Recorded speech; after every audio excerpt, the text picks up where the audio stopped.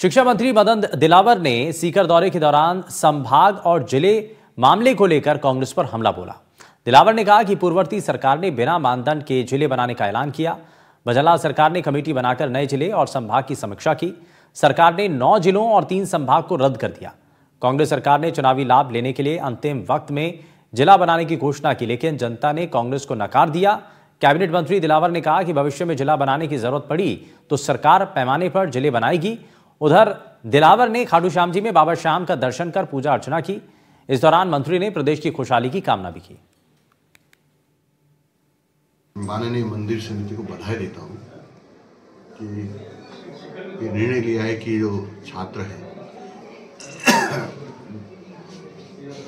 उनको पढ़ने के लिए भवन पर्याप्त भी नहीं है और ठीक भी नहीं है, इसलिए उसमें पूरी बिल्डिंग का नवनिर्माण करेंगे, यानी अच्छा विद्यालय का भवन बनाएंगे जिसे नई टेक्नोलॉजी से जो सुसज्जित होना चाहिए उस प्रकार का विद्यालय का निर्माण करेंगे। मैं इनको बधाई देता हूँ। जयपुर के विश्वकर्मा इंडस्ट्रियल इलाके में 2 फैक्ट्रियों में आग लग गई और फैक्ट्री में गद्दे और प्लास्टिक का सामान होने से आग तेजी से भड़की। वहीं आग पर काबू पाने के लिए दमकल विभाग की 1 दर्जन से ज्यादा गाड़ियां मौके पर तैनात की गई। इस दौरान फैक्ट्री के पास ही गैस गोदाम होने से अधिकारियों के होश उड़ गए। कड़ी मशक्कत के बाद दमकल कर्मियों ने आग पर काबू पाया। गनीमत रही कि घटना के वक्त कोई मजदूर फैक्ट्री में मौजूद नहीं था। फिलहाल आग लगने के जो कारण हैं वो साफ नहीं हो पाए।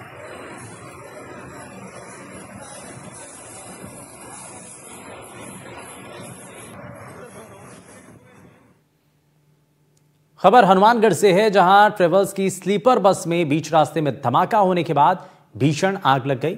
जानकारी के मुताबिक आगरा से श्रीगंगानगर जा रही स्लीपर बस में अचानक एक धमाका हुआ, जिसकी आवाज सुनते ही बस चालक ने सजगता दिखाई और एक बड़ा हादसा होने से टल गया। दरअसल धमाके की आवाज सुनते ही बस को रोककर सभी सवारियों को बस से नीचे उतार दिया, जिसके बाद बस में आग लग गई और बस जलकर खाक हो गई। हालांकि किसी तरह की जनहानि नहीं हुई। घटना भादरा क्षेत्र की बताई जा रही है। वहीं सूचना मिलने पर पुलिस मौके पर पहुंची। फिलहाल बस में हुए धमाके और आग लगने के कारणों का खुलासा नहीं हो पाया है।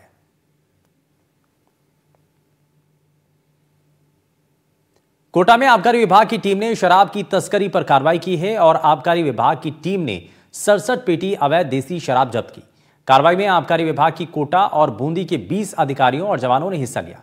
स्पेशल टीम ने अल्फानगर के ढूंढा का झोपड़ा गांव में दबिश दी और इस दौरान बंद मकान से 67 पेटी अवैध शराब जब्त की है। आबकारी अधिकारी ने कहा कि मुखबिर की सूचना पर झोपड़ा गांव में दबिश दी गई थी। मौके से देसी शराब के लेबल, ढक्कन और होलोग्राम जब्त किए गए हैं। फिलहाल मामले की जांच हो रही है।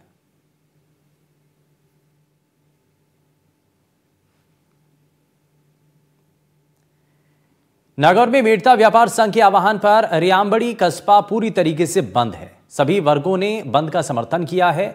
दरअसल कस्बे में चोरियों की वारदात पर पुलिस की ढोलमोल रवैये से लोग नाराज हैं। लोगों ने कहा कि पुलिस अपराधियों पर ना तो सख्ती बरत रही है और ना ही रात में गश्त कर रही है। लोगों ने चेतावनी देते हुए कहा कि अगर पुलिस चोरों को पकड़ने में कामयाब रही तो धरना प्रदर्शन जो है वो रोक दिया जाएगा। वहीं आपको बता दें कि रियामबड़ी उपखंड कस्बे के बीच बाजार ज्वेलर्स की दुकान से 6 दिन पहले करीब 20 लाख रुपए की चोरी हुई थी और उसके बाद आसपास की दुकानें और गांव में चोरी की जो घटनाएं हैं वो बढ़ती चली गई। पुलिस के रवैये से नाराज कस्बा व्यवसायियों ने बाजार बंद कर धरना प्रदर्शन किया है।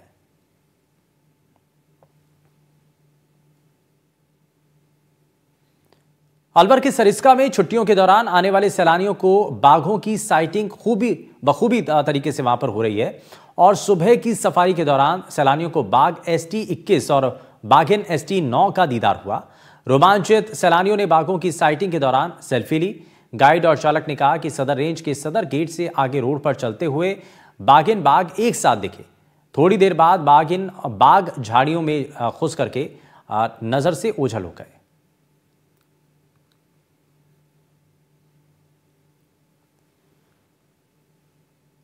और खबर झुंझुनू से है, जहां सूरजगढ़ के बलौदा गांव में एक बंद हवेली को चोरों ने अपना निशाना बनाया।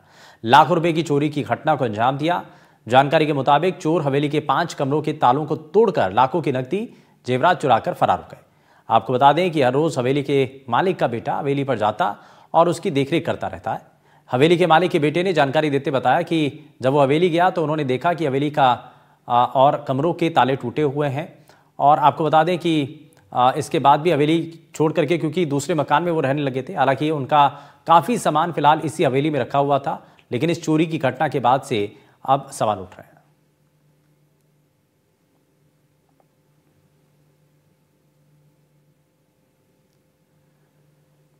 खबर बीकानेर से है, जहां मौसम का मिजाज बिगड़ने लगा है और उत्तरी हवाओं के चलते ठिठुरन का दौर शुरू हो गया। ऐसे में जिले भर में सुबह जो है घना कोहरा छाया नजर आया, जिसके चलते विजिबिलिटी बहुत कम हो गई। हालांकि जिले में दिन का पारा सामान्य से कम चल रहा है। साथ ही आपको ये भी बताएं कि कोहरे ने वाहन चालकों की परेशानियां भी बढ़ा दी हैं।